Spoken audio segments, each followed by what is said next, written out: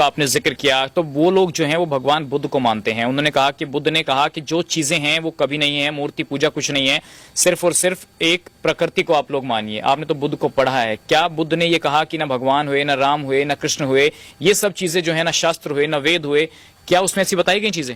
एक दिन एक वीडियो मेरे सामने आई, शायद मैं आपके चैनल को पहले भी देखता रहा हूंगा थोड़ा बहुत, वो वीडियो सामने आई, मुझे एक व्यक्ति बोलता हुआ दिखाई दिया। वो व्यक्ति जो है कुछ आधुनिकता को लेकर के बोल रहा था, कुछ बौद्ध धर्म से प्रभावित लग रहा था। मैं एक बात कहता हूं कि कोई व्यक्ति यदि पूरे तरीके से मूर्ख है तो वर्तमान में जिस तरह का हिंदू धर्म या सनातन धर्म है उसका वो अनुयायी बन जाएगा। अगर उसमें थोड़ी सी अक्ल है तो नास्तिक हो जाएगा, लेकिन अगर बहुत ज्यादा अक्ल है तो फिर से वो सनातन संस्कृति को और बहुत बेहतर तरीके से वैदिक सिद्धांत को मानने लगेगा। मुझे उसकी बातें थोड़ी अजीब सी लगी तो मैंने उसको ऐसे स्किप कर दिया। फिर आपने दोबारा एक चीज मेरे पास में उनके लिंक भेजे, मैंने सोचा कि चलो खैर मैं इनको देख ही लेता हूं। मैं एक बात बताता हूं, कायदे में वो लोग कहते हैं कि हमने बहुत सारी किताबों को पढ़ा है।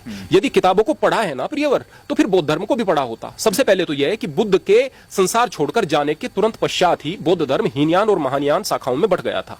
दूसरी बात, हीनयान और महायान की ही बात छोड़ दीजिएगा, क्या वहां थेरवाद नहीं है? क्या वहां जैन नहीं है? जैन बौद्ध नहीं होते हैं? जैन नहीं, जैन। इसके अलावा क्या वहां जैन के अलावा वहां पर वज्रयान नहीं है?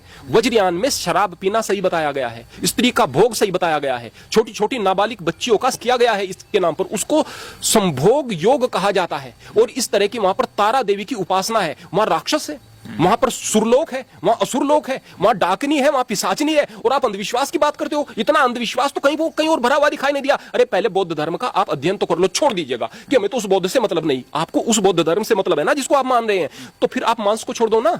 जितने बौद्ध धर्म के मानने वाले हैं सबसे ज्यादा मांसाहारी है, 95% बौद्ध धर्म के मानने वाले मांसाहारी हैं। और कई बार तो कहते हैं हम बीफ खाएंगे, भाई बौद्ध को मानने वाले बीफ खाएंगे, हम दिखाएंगे बीफ खाकर। अरे भाई बुद्ध क्या है? बुद्ध कहते हैं कि शरण में आए हुए तो हमें यहां से सबसे पहले जो कथा आती है सिद्धार्थ की और देवदत्त की, उनके कजिन की, कि भाई वहां पर शरणागत हंस की रक्षा की थी उन्होंने, है ना। उनके पिताजी ने, राजा ने न्याय दिया था कि बचाने वाला जो है मारने वाले से 100 गुना बेहतर होता है। तो जाहिर सी बात है भाई, हमें दया की तरफ पहले बढ़ना है ना। अहिंसा परमो धर्म, यह एक वहां पर महावाक्य है। और हिंसा की तरफ बढ़ते हैं। हिंसा कहां दिखाई देगी? सबसे पहले तो आपके शब्दों में। पानी पी पी कर आप सनातन को गाली देंगे, शब्दों की भी हिंसा होती है। जब आपके शब्दों से किसी को कष्ट पहुंच रहा है तो वो हिंसा है।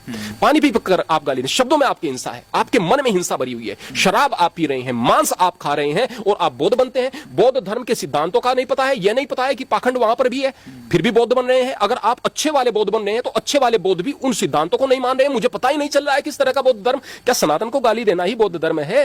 मैं आपको एक बात बताता हूं प्रियवर, यदि आपको सनातन को गहराई से जानना है ना, तो आपको दर्शन शास्त्रों को पढ़ने की जरूरत है। उत्तर मीमांसा और पूर्व मीमांसा को पढ़ने की, वेद को पढ़ने की जरूरत है। वेद को भी छोड़ दीजिएगा, क्लिष्ट है, कहीं कहीं मतलब उसके निकालते हैं। श्रीमद् भगवत गीता साधक संजीवनी, कोई आदमी यदि किसी भी प्रकार से कुछ संशय रखता है, दूसरे अध्याय से पढ़ना शुरू कर दे। यदि थोड़ा भी उसके अंदर मस्तिष्क है तो उसके 18वें अध्याय तक जाते जाते सभी कॉन्सेप्ट क्लियर न हो गए तो फिर मेरा नाम बदल। अगर बुद्धि के साथ में पढ़ेगा, माइंडसेट को लेकर के, कोई अगर पूर्वाग्रह है उसको लेकर ना पढ़े, तो निश्चित रूप से पता चलेगा कि सनातन धर्म की विराटता और महानता क्या है। तो महाराज जी, उन्होंने तो ये भी कहा कि रामायण में बुद्ध का जिक्र किया गया है धर्म का, और उसके लिए कुछ गलत शब्द कहे गए हैं। तो उनका ये कहना है कि रामायण से पहले बौद्ध धर्म आया, तो फिर ये कैसे कह सकते हैं कि बौद्ध धर्म जो है वो सनातन से बाद आया?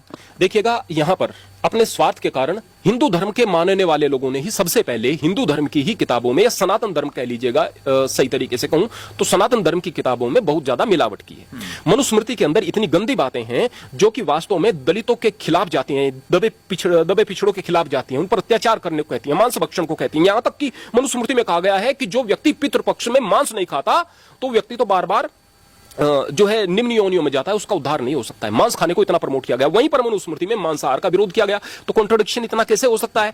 इट मींस कि वहां पर बहुत सारी चीजें जोड़ दी गई हैं। ठीक इसी प्रकार से रामायण के अंदर भी बाद में जो वाल्मीकि रामायण है उसमें बाद वाला कांड जो है, उत्तरकांड जिसको कह सकते हैं हम, वह जोड़ दिया गया है। तो ठीक इसी प्रकार वाल्मीकि रामायण में भी यदि प्रक्षेपण हो सकता है, उसमें भी चीजें जोड़ दी जा सकती हैं, उसमें भी मनगढ़ंत चीजें जोड़ दी जा सकती हैं। जो बाकी की 300 रामायण है उनमें तो क्या क्या होगा। मैं प्रमाण के तौर पर कहता हूं, वाल्मीकि रामायण में बुद्ध का जिक्र एक श्लोक के अंदर कोई करके दिखाइएगा और कमी निकाल कर दिखाइएगा। उत्तरकांड मूल रूप से मैं आपको बताता हूं, श्री राम ने रावण का वध किया, अपने यहां आकर के राज्य करना शुरू कर दिया और अच्छी प्रकार से राज्य किया। यहां पर रामायण खत्म हो जाती है। इससे पहले रामायण में कोई दोष बता करके दिखाए, यहां पर आकर रामायण खत्म हो जाती है। वाल्मीकि रामायण में इससे एक बात था ही नहीं, महात्म्य उसका आ गया था, खत्म हो गई थी, दैट्स ऑल। बोले आगे उनके बच्चे फिर तो आज तक के बताते रहते। उनके बच्चों की कथा नहीं, राम की कथा रामायण है, वो यहां कर खत्म हो गई थी। यहां तक कोई रामायण में दोष बताए, और जो कहते हैं कि बुद्ध का जिक्र रामायण में है, वाल्मीकि रामायण का कोई श्लोक मेरे सामने प्रमाण के रूप में रख करके दिखाए।